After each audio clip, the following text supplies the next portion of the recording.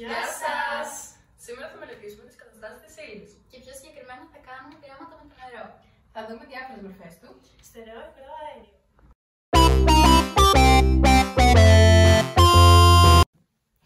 Εδώ έχουμε ένα ποτήρι νερό, το οποίο βρίσκεται σε θερμοκρασία δωματίου και είναι στην υγρή του μορφή. Δεν έχει δικό του σχήμα, παίρνει το σχήμα οποιοδήποτε δοχείο το βάλουμε. Και τώρα πάμε να δούμε τι θα γίνει αν το βάλουμε στο καταψύκτη.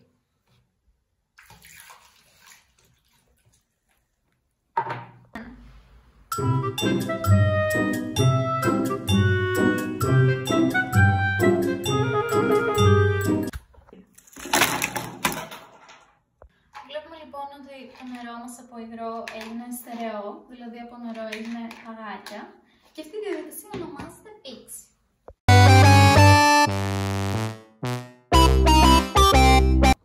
Για να μετατραπεί το νερό στη στερεά του μορφή, δηλαδή τα παγάκια, χρειάζεται να βρεθεί στους 0 βαθμούς Κελσίου.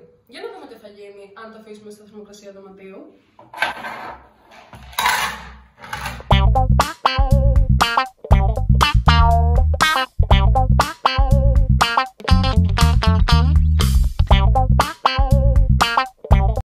Two very boring minutes later.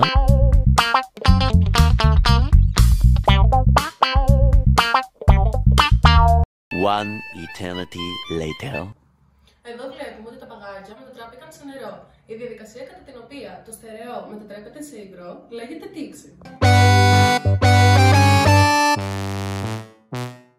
Τι θα γίνει όμως όταν ζεστάνουμε αυτό το νερό?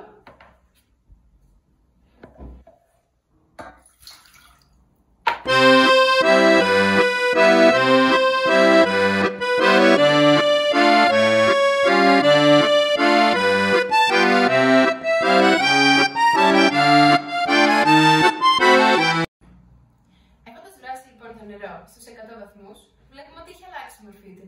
Και από υγρό έχει γίνει αέριο. Αυτή η διαδικασία ονομάζεται εξάτμιση.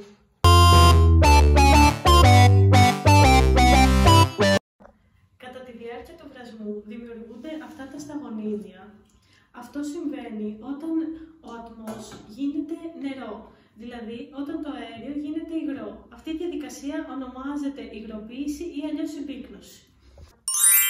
Ευχαριστούμε πολύ. Μην ξεχάσετε να κάνετε like, Subscribe. Πατήστε το καμπανάκι.